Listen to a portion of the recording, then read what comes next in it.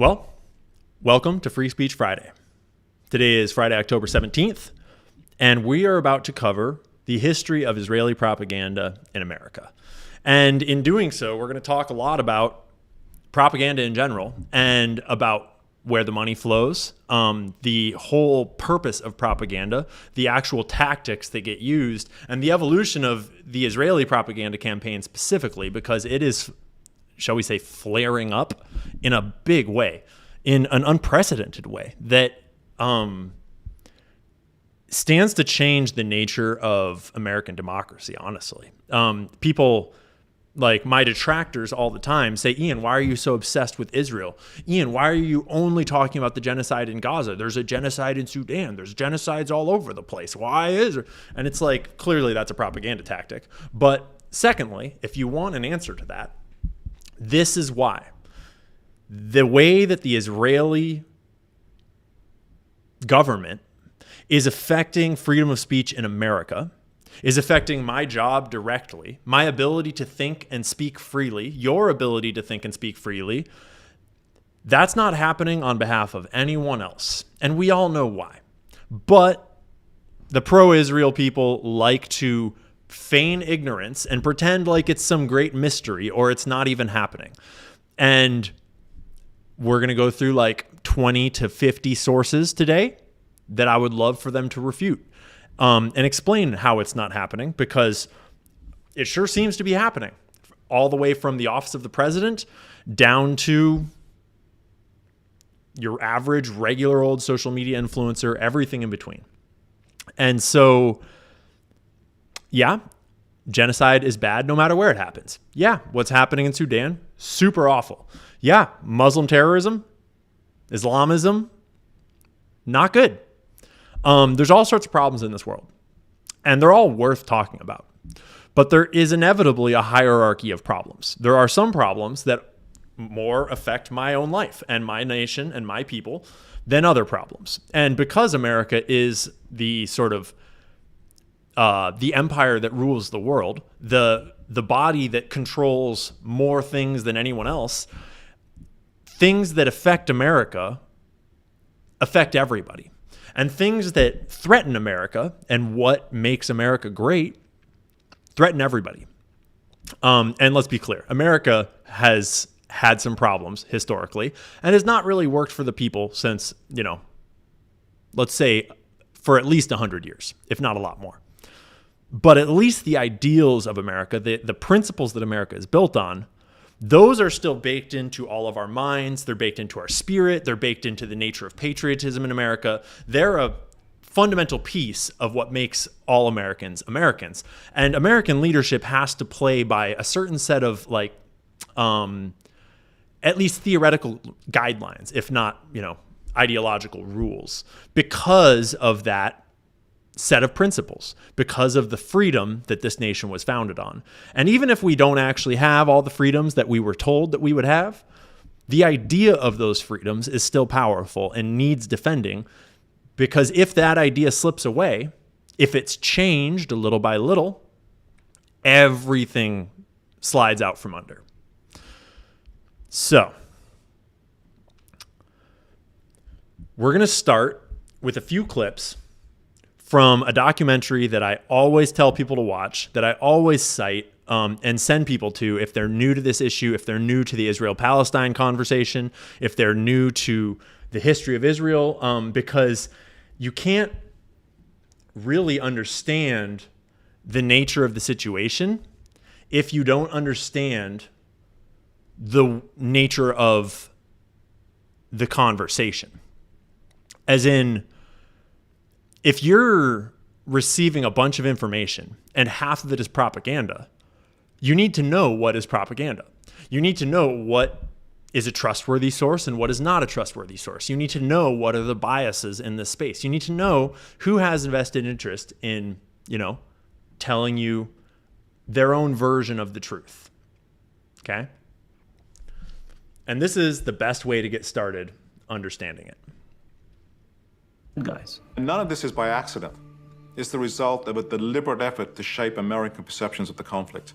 A propaganda effort that really begins to take shape with Israel's invasion of Lebanon in 1982. I need to point out that this film has some graphic images of dead civilians that I think will probably mess up the monetization on the stream and on the YouTube, might get the video taken down. So I'm probably going to slide it off screen during those parts and keep the audio rolling. And hopefully we won't get the stream taken down. Israel unleashed another massive air attack on Palestinian And it's probably going to happen targets immediately. in Lebanon today. From the sky, the howl of Israeli jets, bombing and bombing. Tonight, Israel has never been closer to nor more in control of an Arab capital. In the summer of 1982, Israel invaded neighboring Lebanon in an attempt to drive the Palestinian Liberation Organization out of its encampments on the southern border with Israel. So we're starting in 1982, if you didn't hear that clearly. The officials justified the attack as a defensive action required to take out terrorists. But as the story played out on American television, a different narrative began to emerge, one that presented Israel as the aggressor. What in the world is going on? Israel's security problem on its border is 50 miles to the south. What's an Israeli army doing here in Beirut? The answer is that we are now dealing with an imperial Israel, which is solving its problems in someone else's country. World opinion be damned. The Israeli invasion of Lebanon in 1982 was a watershed. It was Israel breaking out beyond its immediate region to aggressively attack another country, and it was a bit of a shock to many people.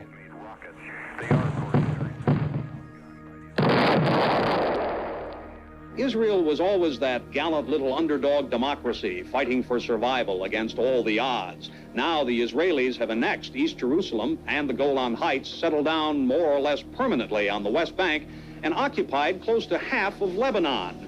In the interests of self-defense, that gallant little underdog, Israel, has suddenly started behaving like the neighborhood bully. So that is a major theme to this whole idea, is this perception of Israel as the underdog, as being surrounded by enemies at all gates, as being the victim, for lack of a better term.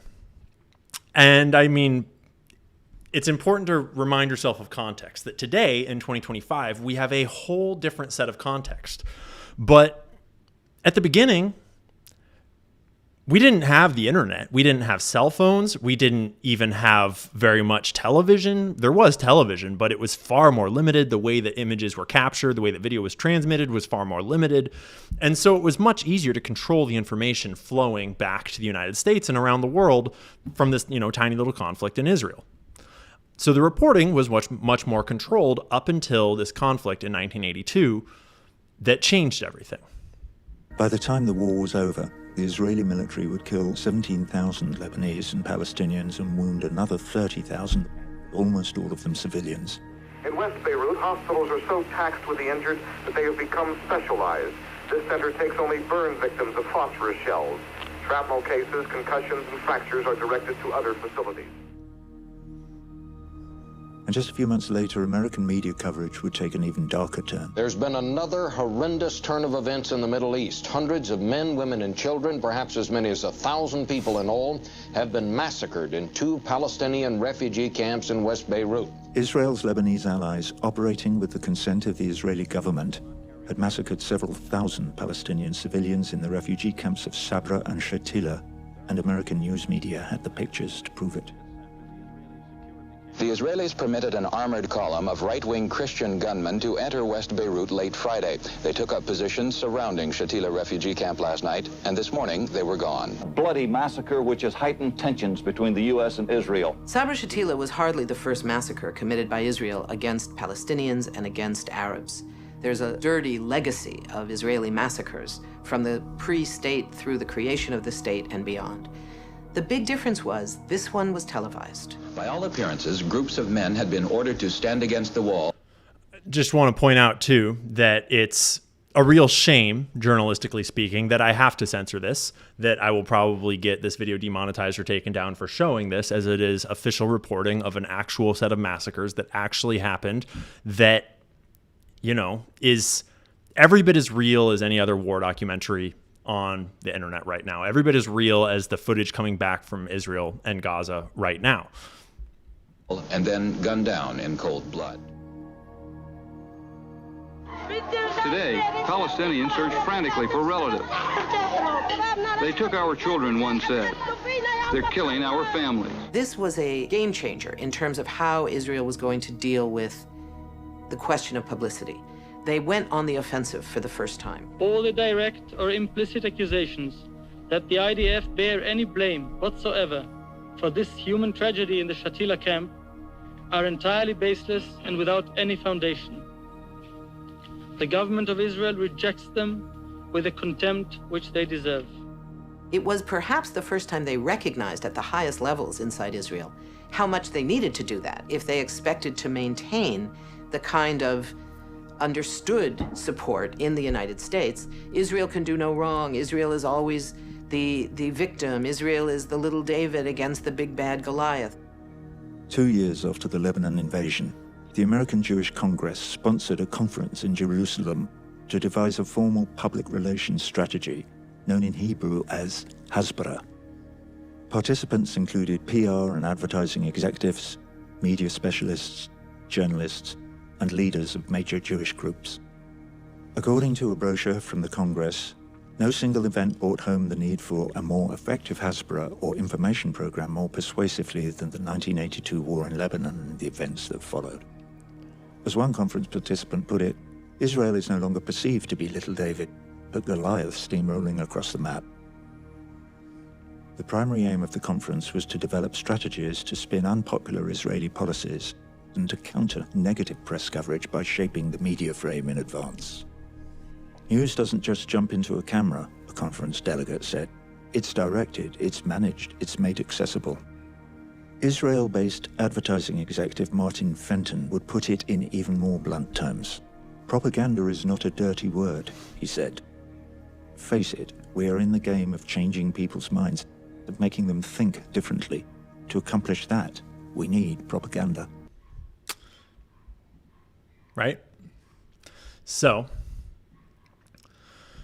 that is the beginning of the modern Hasbara campaign of Israel targeting America and American minds, American perception, as a primary objective of their military goals, of their warfare. And we will get to Benjamin Netanyahu's more recent statements about that idea.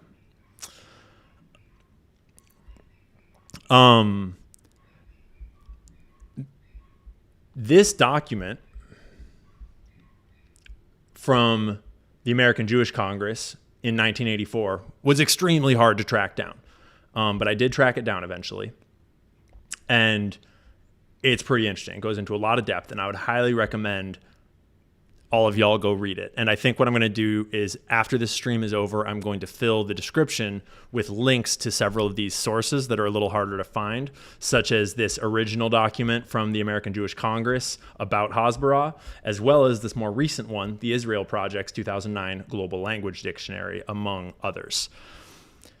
This campaign has evolved over the years to keep pace with technology, to keep pace with sentiment and various news cycles and the broader Israeli government and strategy. But at the beginning, the choice of Karl Spielvogel is very significant. He is a famous ad man that was specifically known for image inversion. And in the documentary, they give the example of the Miller Lite campaign, I think it was, where he helped transform the image of this beer from a lady's beer to like a manly beer. He said, Spielvogel's talent, he didn't say this is off of Wikipedia. Spielvogel's talents in the marketing industry were instrumental in helping to recover Israel's public image after the Lebanon War. Later in life, he would refer to his efforts as developing into a personal cause celeb, meaning like his thing. Okay.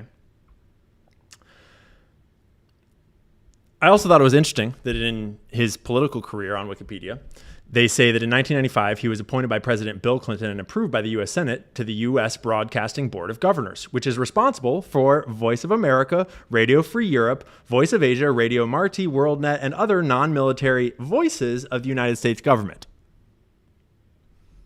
That's called spook propaganda. That's the CIA, right? That came up during the Tucker Carlson conversations. So let's talk about this more recent incarnation of this idea, the 2009 Global Language Dictionary. This is a revitalization of the idea because Israel was engaged in a whole bunch of new bombing campaigns. This is around the time of Operation Cast Lead. And sentiment was not doing great. Obama had been elected in 2008. Television had come a long way. It was a lot easier to capture video and to spread information. Social media wasn't here yet, but it was about to hit. And they hired a new ad man. At first, it was Carl Spielvogel. This time, it was Frank Luntz, he's a whole other rabbit hole. And there's all kinds of interesting stuff in this Global Language Dictionary that I'll pull up the actual document here for you. I grabbed a few screens out of it. It is 116 pages long, and it's got chapters about all sorts of, touchy topics. Like page 62 is about settlements. Let's just go and peep that one real quick. Because the settlements are controversial, to say the least. The settlements are the single toughest issue for Israel, and the hostility towards them and towards Israeli policy that appears to encourage settlement activity is clearly evident. Unless and until Israeli government policy changes, here's the best communication approach. Because the settlements are illegal. And so, how are you going to win this campaign? How are you going to talk about this?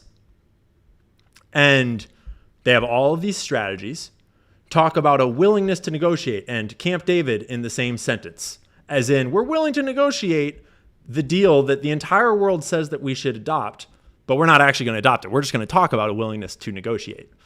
Provide specific examples of how Israel has already sacrificed in the name of peace. 3 previous Israeli leaders have demonstrated a willingness to address the settlement issue. But still, the settlements continue. To this day, by the way. The settlements are necessary for the security of Israel. Right. Yes. Okay. Where possible, make the settlement issue about the larger challenge of achieving a peaceful solution where Arabs and Israelis live peacefully side by side. Because we all know that that is the goal, right? So they have all of these tips, talking points, emphasize solutions wherein nobody has to leave their own homes, except for the Palestinians, obviously, that, are living where they need to put a settlement. Stress mutuality in the issue of settlements and refugees, because it's totally both people's fault and both people's responsibilities. So they go through all the arguments, they break it down, words that do work, words that do not work. Those who think that the conflict is driven by an Israeli desire to hold on to territories are totally wrong. This may be a perception that some seek to promote, but it's not our reality. It's not our policy. And they're saying that those words don't work. Because actually what they do is they draw attention to the fact that Israel is taking land. Right? And I guess I'll hop back to Obsidian because I got a screenshot of this. And there's this phrase in here that kind of sums the whole thing up. This is a suggestion of what's good, what does work, how you should do Hasbara. The fight is over ideology, not land. Terror, not territory.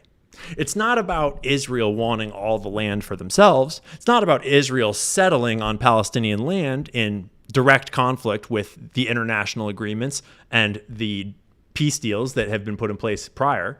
It's not about any of that. It's about terrorism. It's about stopping Islamicism and all these radical Islamic terrorists that are going to come to your town and kill you and your kids and your wives, right? Some of these talking points are still recycling to this day.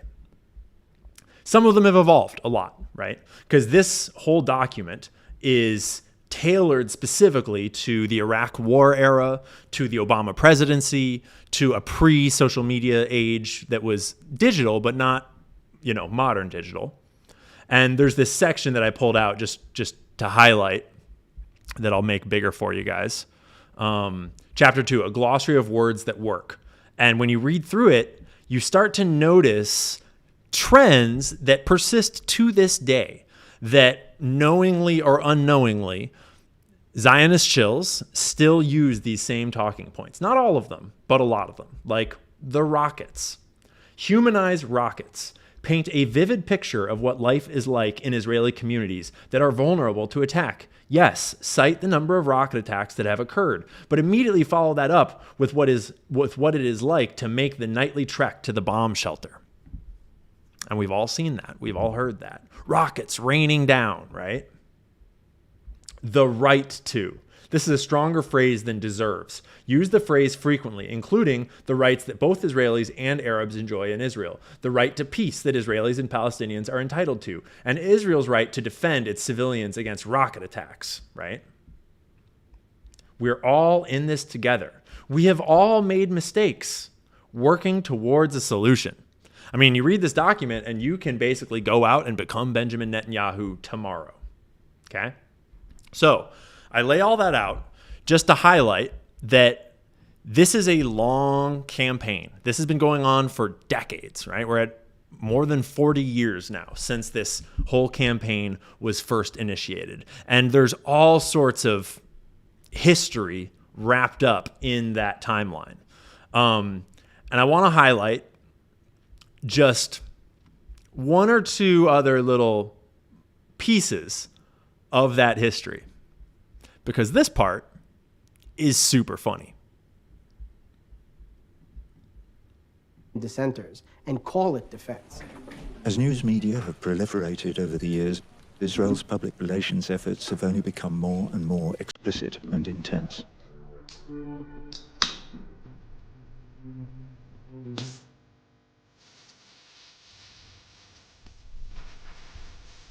In the United States, we have a show called The Apprentice, where Donald Trump auditions people to work in his corporate boardroom. In Israel, the version of The Apprentice is called The Ambassador.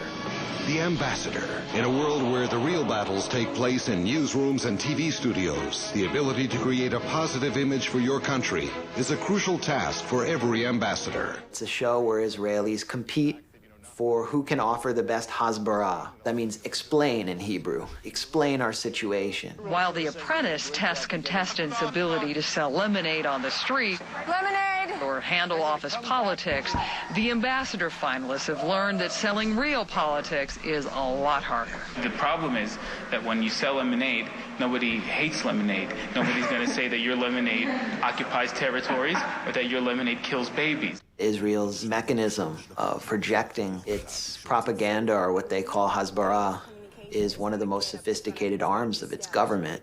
It's a weapon of Israeli warfare. And when you look today at how the media cover the conflict, you see just how successful Israel's propaganda has been in reversing the legacy of Lebanon. If there's any complaints, and there should be, about civilian deaths, that they belong, the responsibility and the blame belongs in one place: Hamas. I don't think anyone should get that wrong.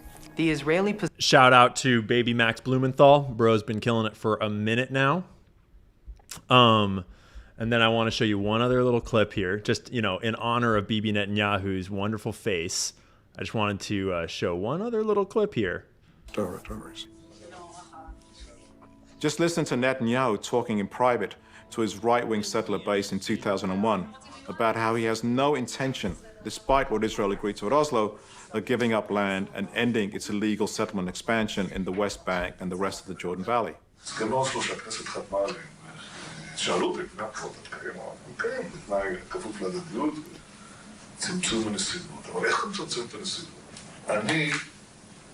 אתן פירוש להסכם שיאפשר לי להפסיק את הדהירה הזאת לקווי 67.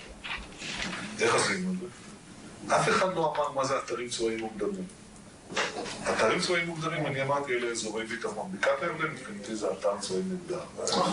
Netanyahu is clear that Israel's not giving anything up. But he's also very clear that the way to make that argument is to invoke security threats. And he's especially confident that he can manipulate the American people to buy into this argument. אתה לא מפחד מהעולם, ביבי. במיוחד היום עם אמריקה, אני יודע מה זה אמריקה. אמריקה זה דבר שאפשר להזיז אותו בקלות. I know what America is. America is a thing that you can move very easily. Move it in the right direction. That's a quote from Bibi Netanyahu.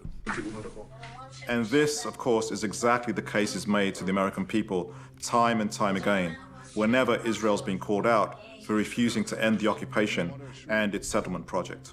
We're willing to make great concessions for peace. But there is something that I will never compromise on, and that's Israel's security. Right? All phrasing and framing straight out of the Hasbara manuals.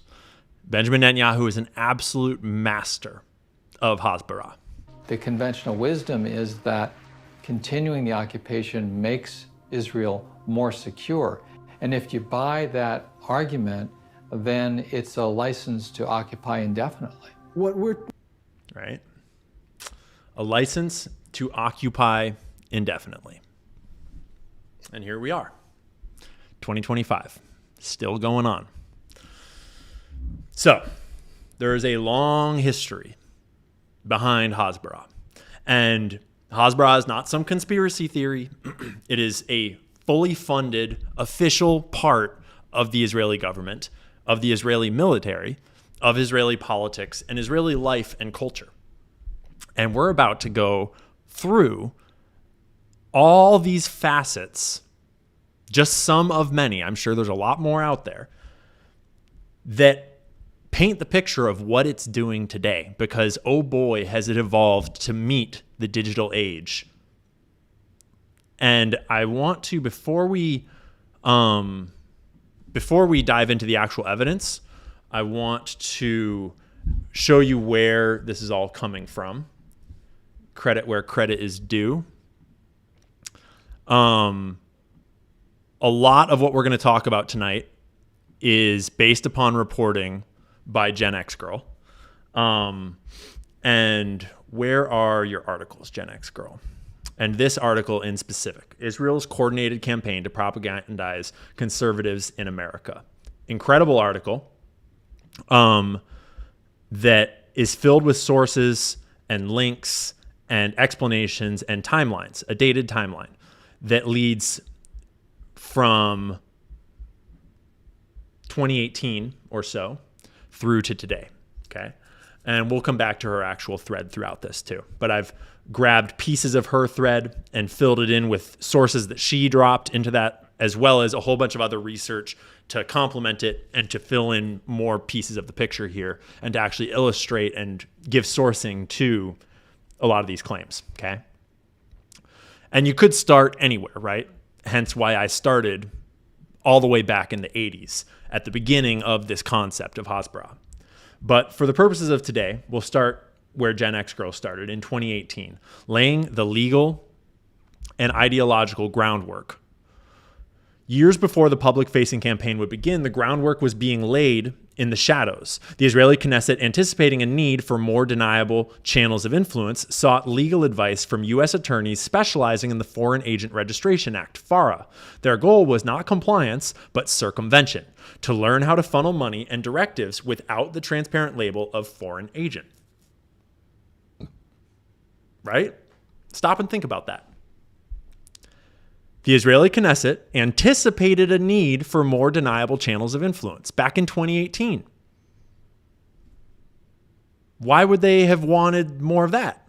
Were they anticipating maybe some sort of thing coming up in the coming years that would be a reason why they would need more influence in America that was obscured and opaque and hard to trace?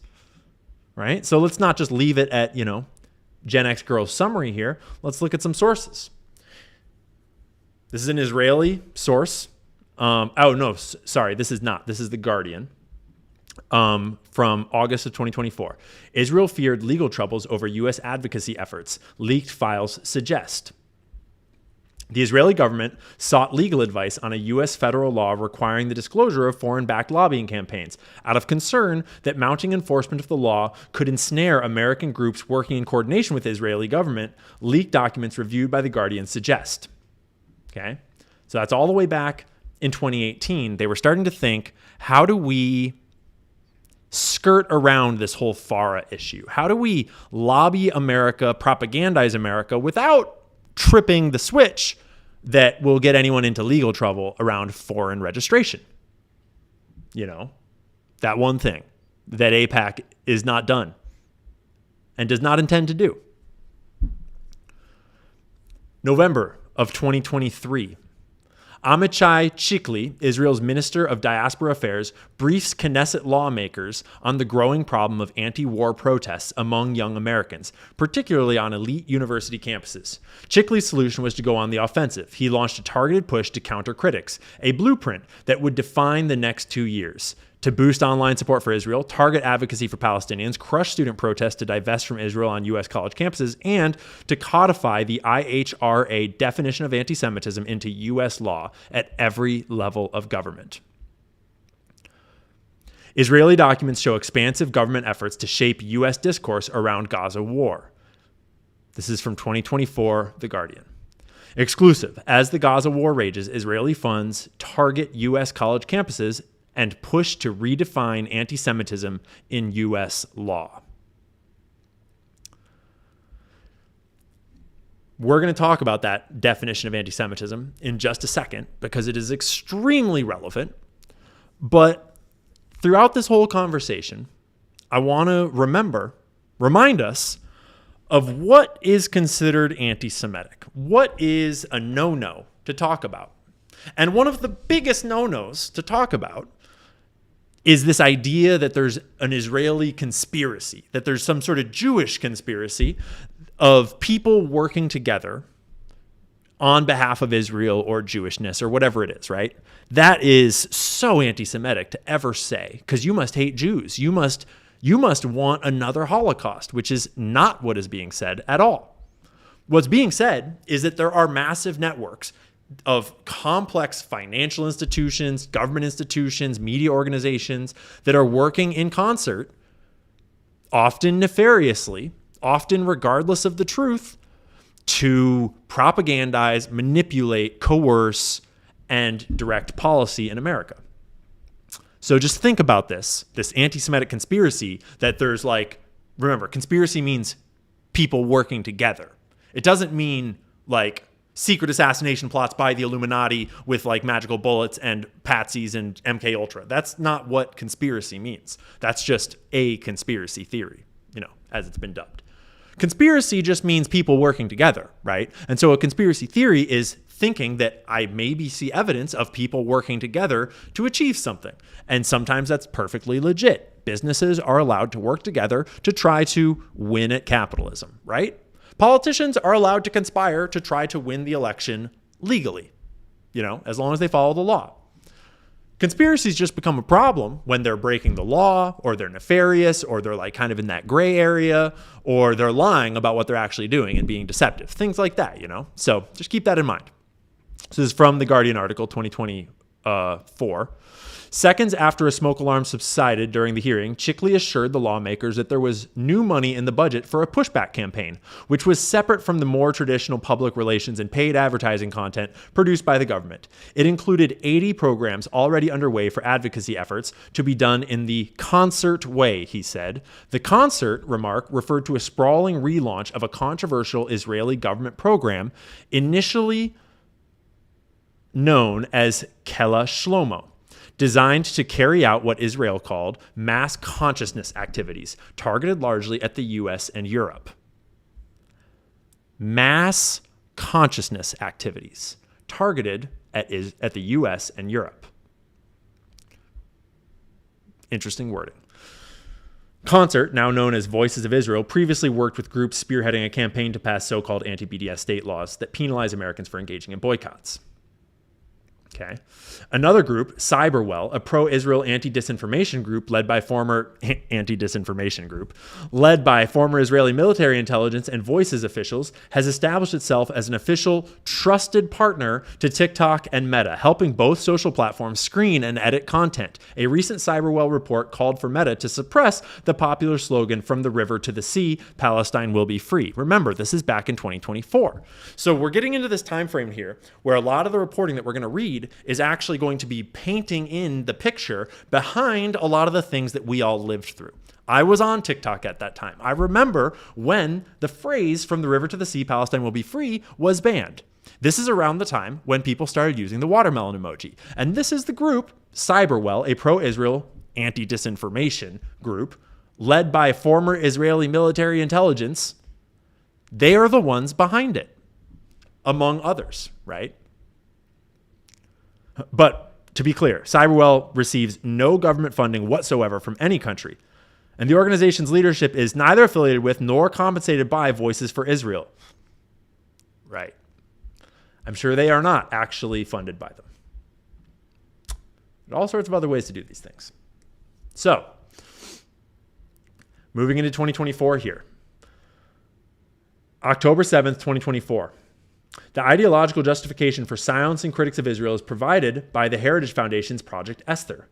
This document, which derives its data from Israeli-funded and managed NGOs like Canary Mission, NCRI, ISGAP, and the ADL, creates a roadmap for redefining political criticism of Israel as anti-Semitism, and ultimately as a form of terrorism to be criminalized. While this roadmap was initially used on student protesters, it would also be used to silence conservatives. Right? So just to be clear about what we're talking about here, we're talking about a campaign to turn criticism of Israel into terrorism. You're a terrorist for criticizing Israel because you must hate Jews. And if you hate Jews, you're a Nazi. And if you're a Nazi, well, then you're like as bad as Osama bin Laden. You should probably have no rights, not be allowed to speak, and be locked up. Right? I don't think we're going to go into the actual documents on Project Esther tonight. This is an interesting one. I don't even know what to make of this one. A little side note here before we get into the working definition of anti-Semitism. This is an Israeli news source. New petition challenging Israel's secret information warfare campaign. Israel's government is outsourcing mass consciousness activities to private organizations unaccountable to the public. A petition submitted on Monday by attorney Sachar Ben Meir charges that the Ministry of Strategic Affairs is carrying out a global propaganda campaign on behalf of the Israeli government that violates human rights and is acting without authority to do so. That's awfully anti-Semitic of them to say. Oh my goodness, that is a blood libel right there. A global propaganda campaign on behalf of the Israeli government that violates human rights? Damn, dude, this must be Hamas propaganda, eh? The ministry has been at the center of a series of articles published by the Seventh Eye over the past several months. The articles revealed that one of the Ministry of Strategic Affairs' main activities is the funding and publication of government propaganda on social networks and in newspapers, which is often carried out with the help of private businesses and nonprofit organizations operating in Israel and abroad, almost like a global conspiracy, working on behalf of the Zionist state. Rad. The term mass consciousness activities is just so good. Wait a minute. I want to get to the working definition of anti-Semitism before we get too far ahead of here. Okay, we're coming to it. Israel has spent millions trying to win hearts and minds abroad. It's about to spend 20 times more. Remember, follow the money? You might find some truth. Israel's foreign ministry will receive $150 million for what's officially known as public diplomacy, or in Hebrew, Hasbara. Israel's new foreign minister, Gideon Sa'ar, in a photo, blah, blah, blah. Okay, let's open that up.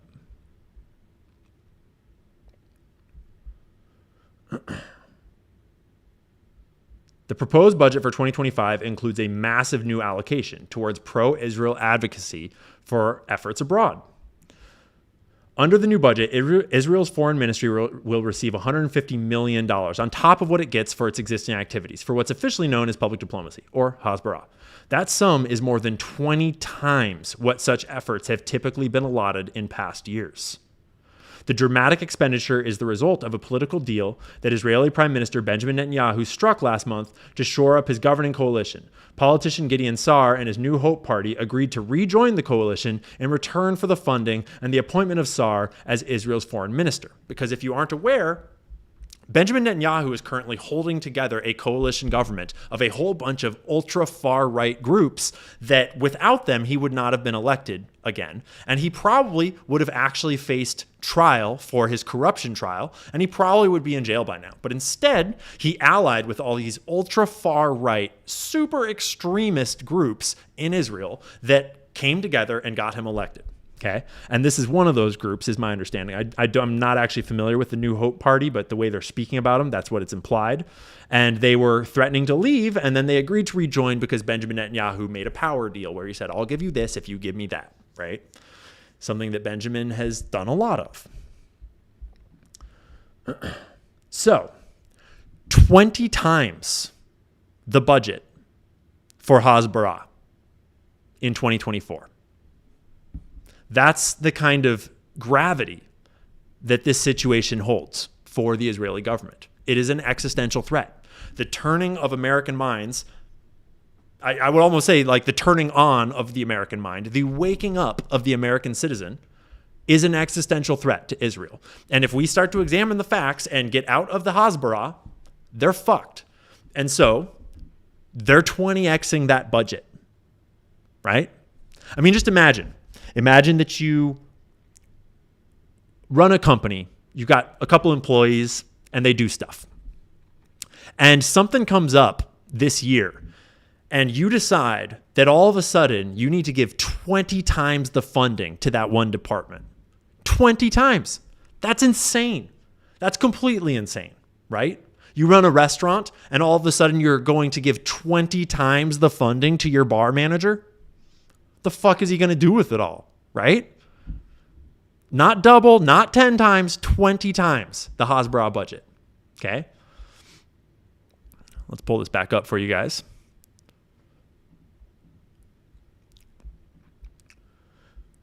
Foreign ministry to receive massive budget for public diplomacy abroad. This is reported in the Times of Israel. Again, just reconfirming with multiple sources, 150 million, more than 20 times what such efforts have typically been allotted in past years. And again, the same report. Actually, this is clearly this article from Jewish Chronicle is the exact same as this one. Yeah, they're pulling it from JTA there. So, Gen X girl. I'm going to pull up this actual post so that we can watch this video. The Eighth Front War. The idea of this Eighth Front War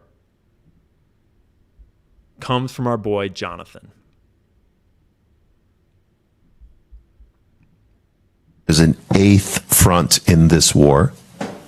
It might not be a terrestrial border that you can find on a map, but this domain is as volatile, is as violent, and is as vital to our future. The information sphere, the infosphere, is the eighth front in this war. So, just in case you don't know, this man is Jonathan Greenblatt, and it says right there on his card, CEO and National Director of the Anti-Defamation League. And if you don't know about the Anti-Defamation League, we don't even have the beginnings of the time to go into how fucked up the Anti-Defamation League is. They should be called the Defamation League. And seizing the high ground in the fight for global public opinion is a battle that's as important to the long-term war as what you've done in Lebanon and Syria. So he just said that seizing the upper hand in the information war is as important as the kinetic war, the actual war. So one of the things we have fought now, a seven-front war, we have an eighth front. And that is the front in the battle for truth. Christian influencers, okay. You said, we talked about the woke right. And he said, I call it the woke Reich. That's a brilliant observation.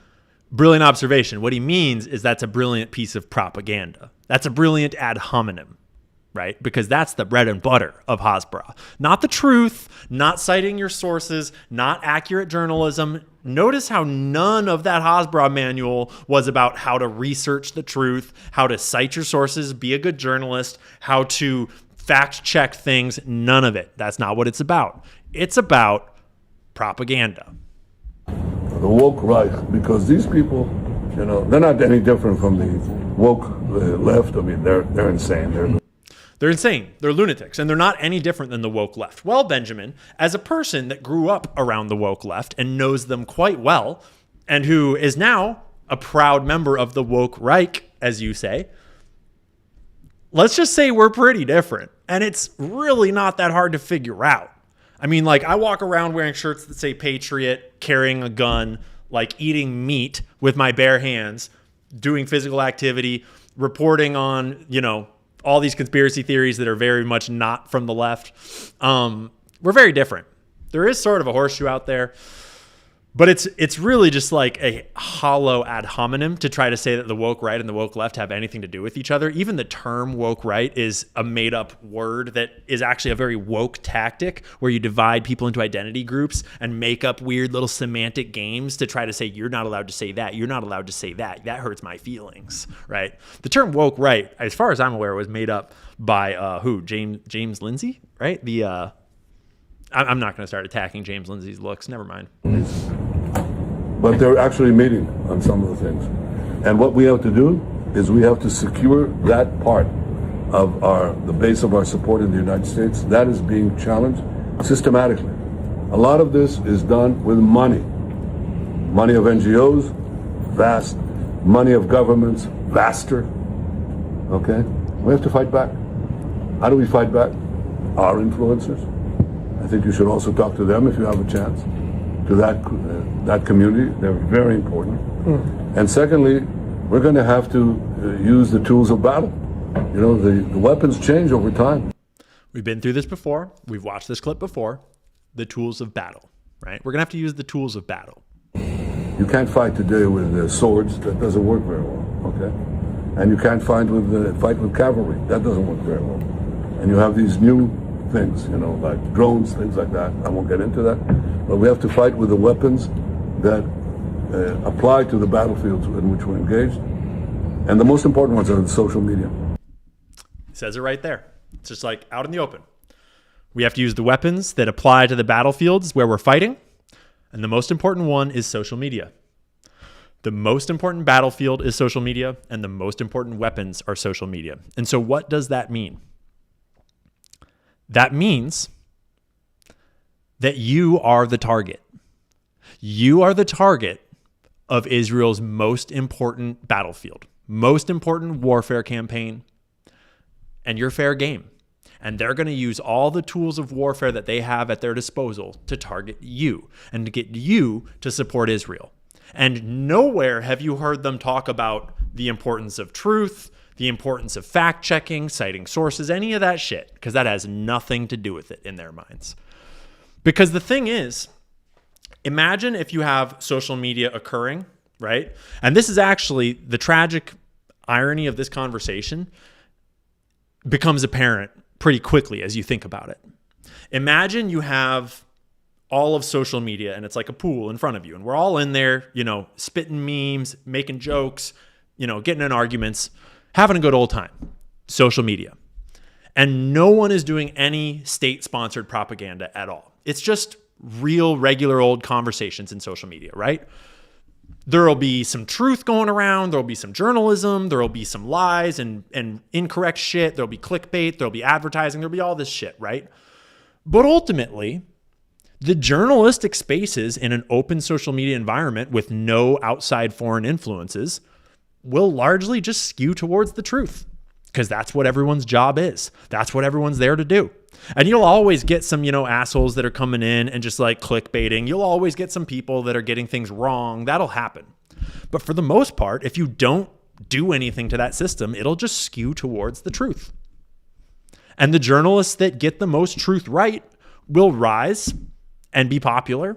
And certainly there will be people that will become popular because of their gimmicks and their clickbait and all these other things. But why would you need to infuse millions of dollars of warfare strategy into the social media space? Right? Unless your goal was to subvert the truth. Because the truth is self-apparent. It's self-evident. We report on the truth for free, right? If it's true, you don't have to pay me to report on it. And if it's not true, you could never pay me enough to report on it, right? And so the very admission that they are going to first treat social media like warfare and that they're going to activate all of their possible weapons to target all of you with whatever it is they're doing, that admission alone tells you that they're paying to lie to you. They're paying to change your perspective and to change the nature of truth in our public square, right? And the most important purchase that is going on right now is class TikTok. And if the most important thing you're doing is purchasing a social media platform in another country so that you can control what young people are seeing in another country, I'm sorry, please explain to me how that is not subversive, right? And I've been talking about that for ages. A number of us have been talking about that for ages. TikTok has been enemy number one. Jonathan Greenblatt had some great quotes about the TikTok problem. TikTok, number one. And I hope it goes through because it can be consequential. And the other one, what's the other one that's most important? X. That's very good. Very good, class. What a pretentious prick. Right? So, this Eighth Front War, the most important battlefield upon which Israel finds itself today, is your social media feed. It's your Instagram, it's your Facebook, it's your Twitter, it's your TikTok, it's your news feeds everywhere. And they're just openly talking about it. So, January of 2025, the influence campaign scores a major victory. President Donald Trump signed Executive Order 14188, building on a 2019 order that adopted the IHRA definition of anti-Semitism. This order effectively codifies into U.S. policy certain Bible references and criticism of Israel as anti-Semitism, directing the full force of the federal government to use this definition to combat so-called hate.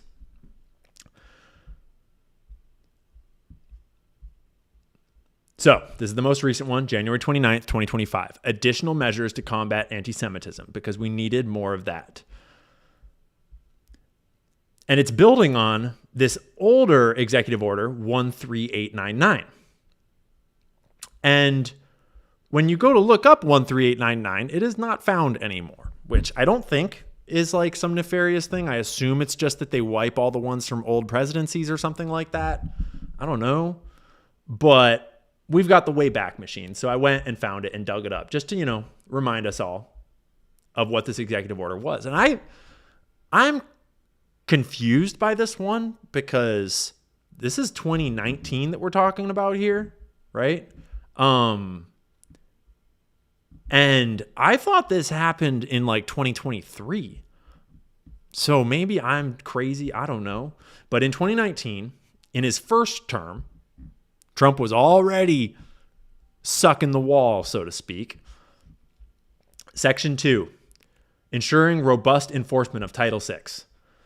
And identifying evidence of discrimination based on race, color, or national origin, all executive departments and agencies charged with enforcing Title VI shall consider the following. 1, the non-legally binding working definition of anti-Semitism adopted on May 26, 2016 by the International Holocaust Remembrance Alliance, which I'm sure is just a nonpartisan, independent organization that's just working for the good of the world. I'm sure they have no ties to Israel. I'm sure they're not funded by the same Jewish donors funding everybody else. I'm sure that they are just trying to, remind everybody of some important history with no other weird political agendas at all, right?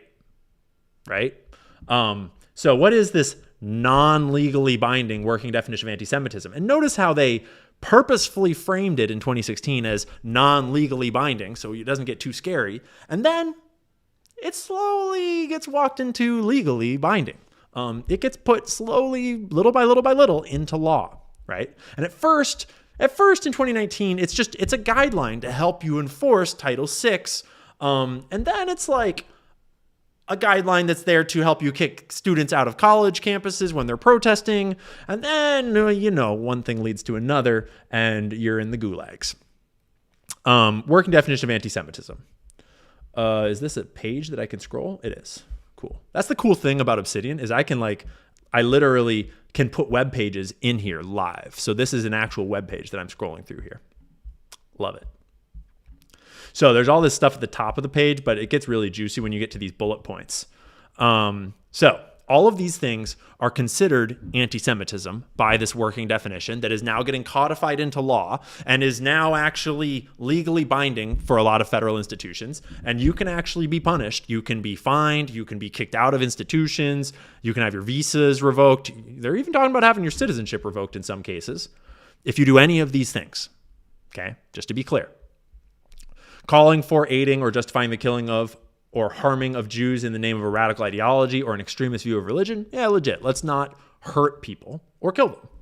Totally legit. Making mendacious, dehumanizing, demonizing, or stereotypical allegations about Jews, such as, allegations about Jews as such, or the power of Jews as collective, such as, but especially not limited to exclusively, I can't read tonight. The myth about a world Jewish conspiracy or of Jews controlling the media, economy, government, or other societal institutions. It's just a myth. All these sources that we're going through tonight is just a myth. And in fact, it's a myth that if you even discuss, you must hate Jews. So much so that you should probably be kicked out of school, have your funding revoked, have your passport revoked, have your visa revoked. Who knows? Maybe we should just throw you in prison, right? For even suggesting that there might be a world Jewish conspiracy or Jews controlling the media or something like that. Because Jews can't even work together. Like literally, Jews are not capable of collaborating, right? Because that's what a conspiracy is people working together for their goals. Duh, right? As if Jewish people can't do that. Everyone does that. Everyone does that, right? There are Christian conspiracies. There are Muslim conspiracies. There are atheist conspiracies. There's satanic conspiracies. This is just how people work. They work together to try to do what they want to do. And Jews are better at it than just about anyone else on the planet because Jews have a stronger sense of national identity than anyone else on the planet. You might almost say they have a monopoly on national identity in a certain way. And they like to keep it that way. White people, back the fuck off. Because that would be bad, to be clear. You would be a Nazi if you were a white person that was proud of being white. That, just to be clear, that would be, you'd be a Nazi. So, accusing Jews as a people of being responsible for real or imagined wrongdoing committed by a single Jewish person or group, or even for acts committed by non-Jews. Yeah, I mean, that's complicated. It's fair. Denying the fact, scope, mechanisms, e.g. gas chambers. So basically no Holocaust, questioning, denial, not allowed to ask questions about the Holocaust, which makes me ask all kinds of questions about the Holocaust. I'm sorry. Like you're going to try to pass laws that tell me I can't question something. I'm immediately going to question it. Accusing the Jews as people or Israel as a state of inventing or exaggerating the Holocaust. That's illegal. Again, it's like, I wasn't questioning it before. Accusing Jewish citizens of being more loyal to Israel or to the alleged priorities of Jews worldwide than to the interests of their own nations. Right. Just don't listen to their own fucking words. Right? Like, who was it? Was it Ben Shapiro that said the existence of the state of Israel is the single greatest guarantor of my loyalty to America? Was it Ted Cruz that said that he got into Congress on the explicit goal to fight for Israel? Right? He's not even Jewish. He's just a fucking cuck. Like, accusing Jewish citizens of being more loyal to Israel That is the most mind-blowing one on this whole list as far as I'm concerned. Denying the Jewish people their right to self-determination, for example, by claiming that the existence of a state of Israel is a racist endeavor. The existence of the state of Israel is a racist endeavor. It's an ethno-state. And saying that you are God's chosen people is indistinguishable from saying that the Aryan race is superior. Okay? Applying double standards by requiring of Israel a behavior not expected or demanded of any other democratic nation, like not murdering children, like not raping prisoners that are in your prisons, like following the law, right? Like not starving an entire population of people intentionally. Double standards. Whew. Using the symbols and images associated with classic anti-Semitism, e.g., claims of Jesus killing or Jews killing Jesus or blood libel to characterize Israel or Israelis. Drawing comparisons of contemporary Israeli policy to that of the Nazis. It's like the Nazis. I'm sorry. It is, right? Like ethno-state, doing a genocide.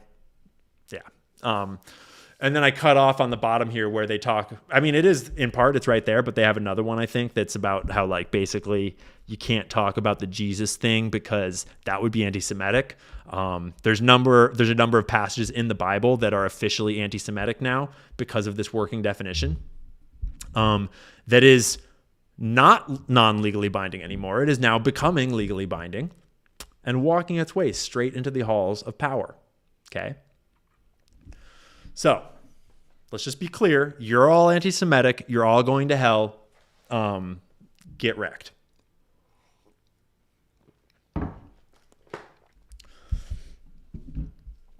February 2025. In a move of profound significance, yet little known. This is a huge shout out to Gen X Girl. Don't know how she dug this one up. This one is super obscure and super significant. So February of this year, Pam Bondi, on her first day, disbands the Foreign Influence Task Force, the very DOJ office responsible for enforcing FARA, the Foreign Agents Registration Act.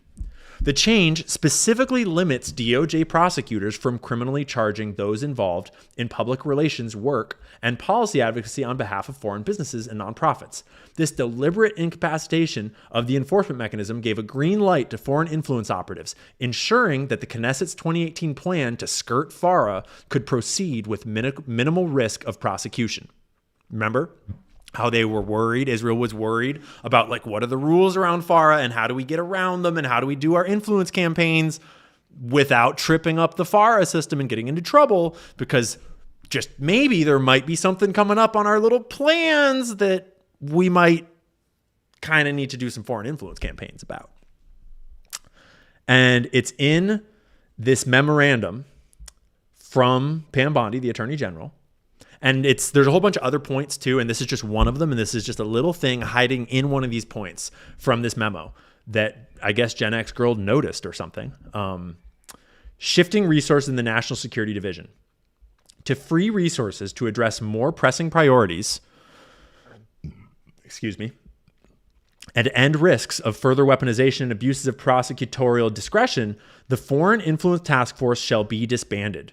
Recourse to criminal charges under the Foreign Agents Registration Act and 18 Code 951 shall be limited to instances of alleged conduct similar to more traditional espionage by foreign government actors.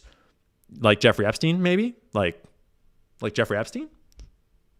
Like in theoretically, just like as an example, Pam?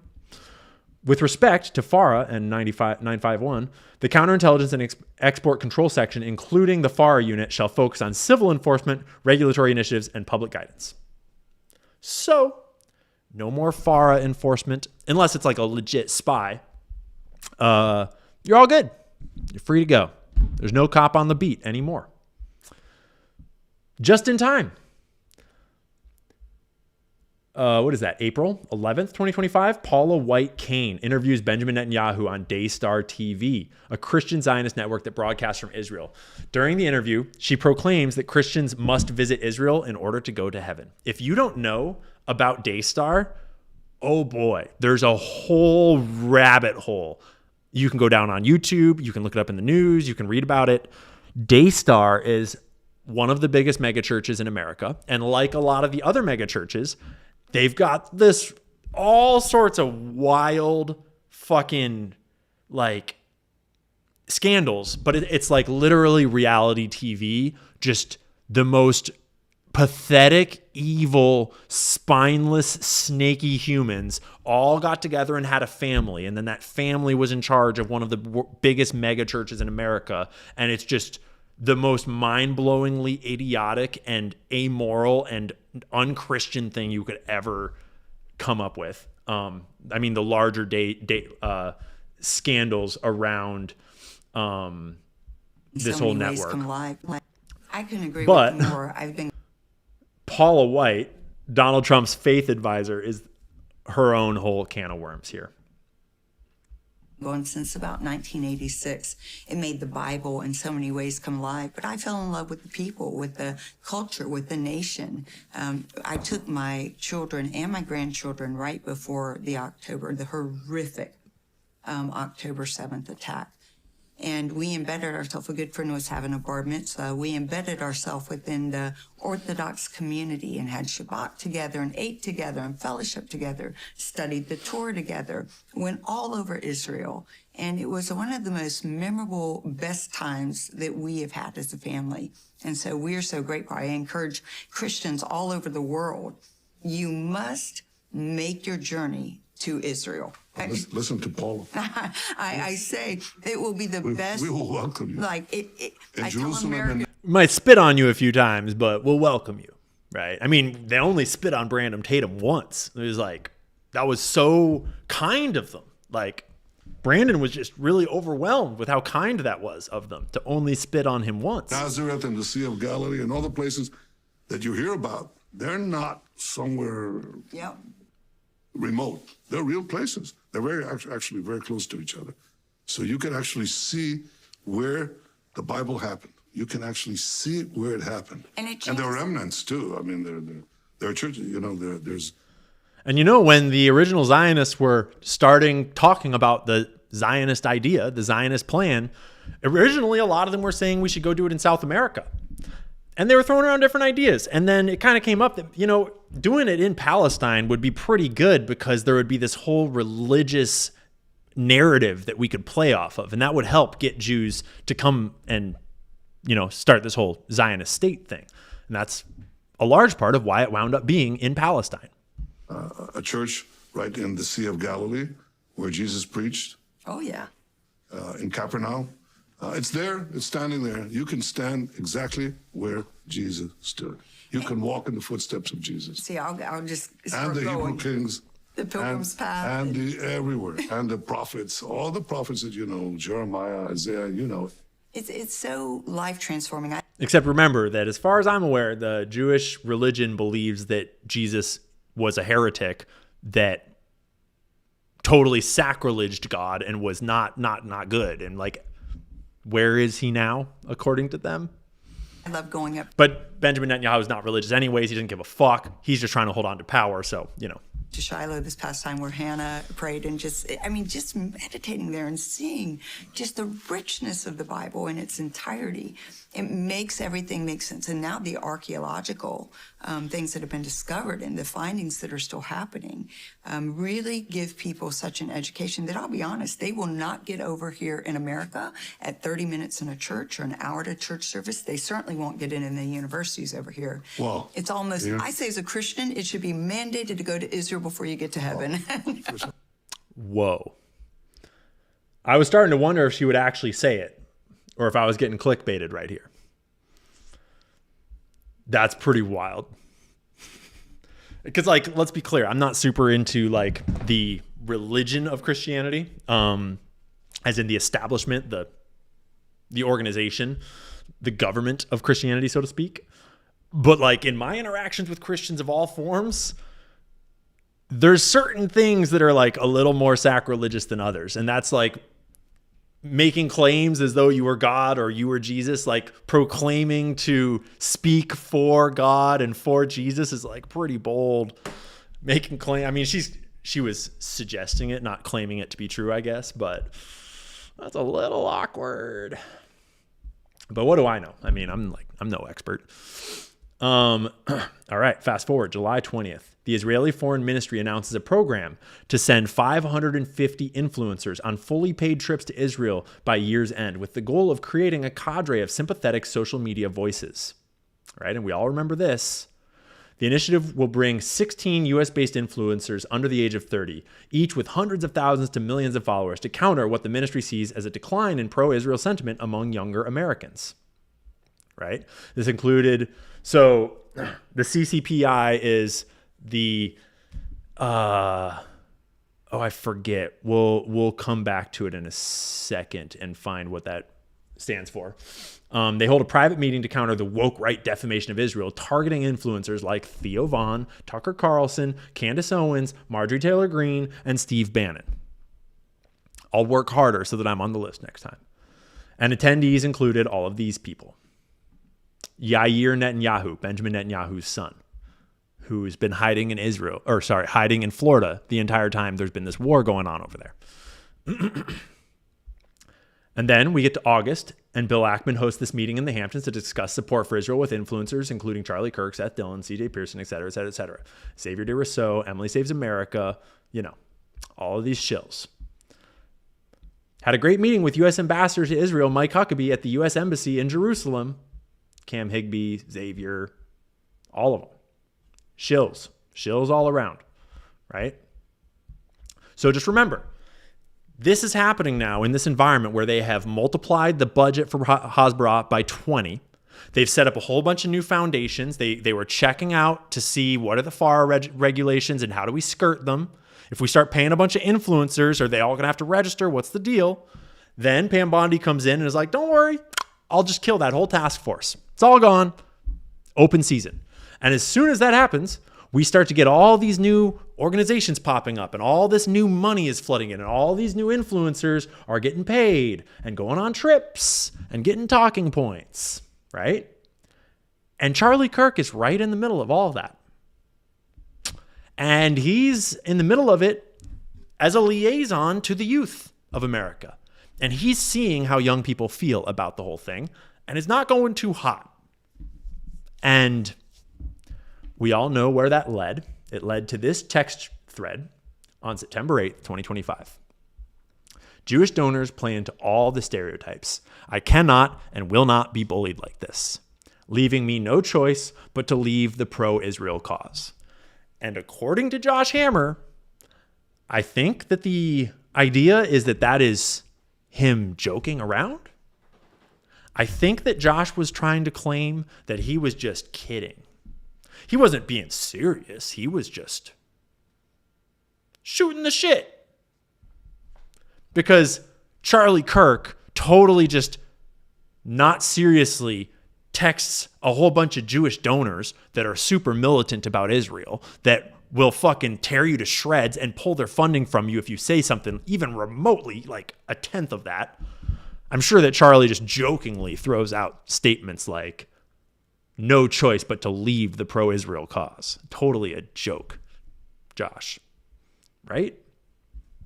So a little placeholder here in the middle, the assassination of Charlie Kirk, which we're not going to go into the depth on right now. Oh yeah, one other thing though. It's important to note that Charlie wasn't just sending this text message, which is now confirmed as true, but now we have like 3 sources reporting that they have like a total of 6 sources, so to speak, that Charlie was saying to his close confidants that he was worried that Israel would try to kill him if he turned on them.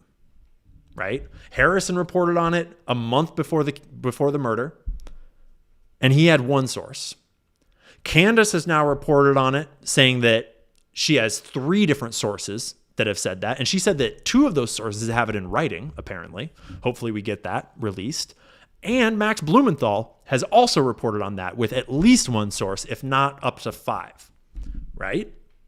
So that's the kind of media environment that we're in right now, where the top Israel shill is telling his friends that he's afraid they're going to fucking kill him if he turns on them. He's having his donors pulled from him in this kind of an environment. These guys are getting paid and flying to Israel, sticking things down the back of their throats and shit, you know? Like, This is the storm heating up. And then pow. We all know what happens. September 10th, 2025.